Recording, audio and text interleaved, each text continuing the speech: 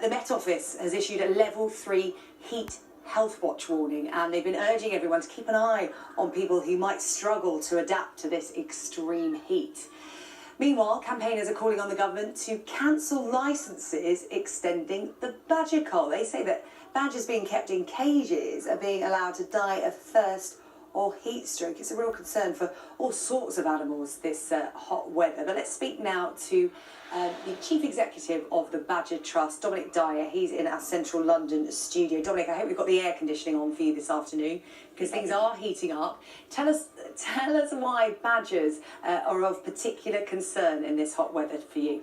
Well, at the moment we've got hundreds of badgers in West Gloucestershire, West Somerset that under government licences are stuck in cages up to 12 hours, and we could see temperatures rise to 37 degrees tomorrow.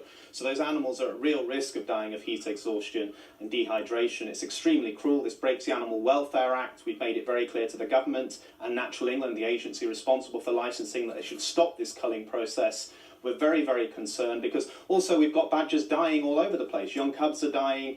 The mothers are dying. We're losing more badgers now than ever before because of this heat wave, which will have an impact, for years to come. So the government should stop badger culling, needs to reflect on what's happening to the badger population because of this heat wave, and really needs to consider the cruelty of keeping these poor animals in cages for this length of time. So you want an end to the badger cull, which will take quite a while to work itself out. But what you're asking for at the moment is a pause, if you like, given the conditions that we're enduring at the moment? Absolutely, and a review of what's actually happening. The government so far has spent £50 million killing about 35,000 badgers, about £1,100 per badger.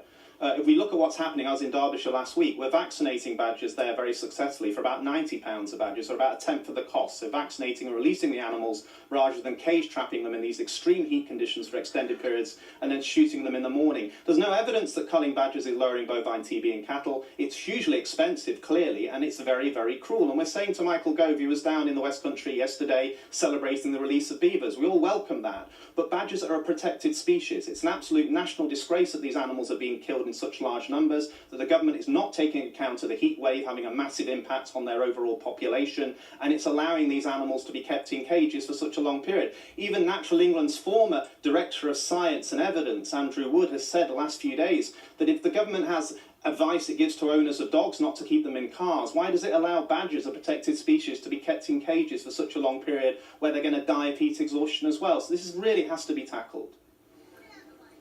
Yeah, anecdotally, what have you been hearing about what's been happening to these badgers in cages? Because it sounds like they're being neglected, and that's wrong on any level.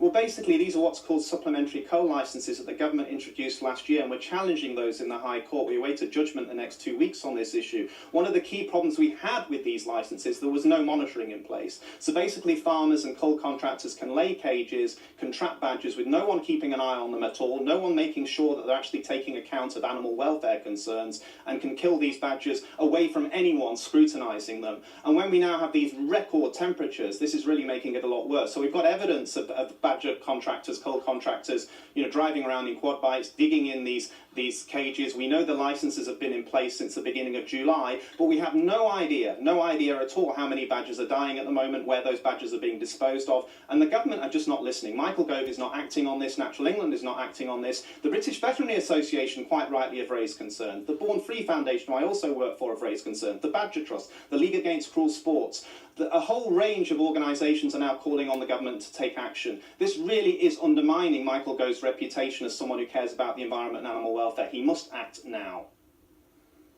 OK, Dominic Dyer, Chief Executive of the Badger Trust, thank you for putting your point of view across to us here on Sky News this morning.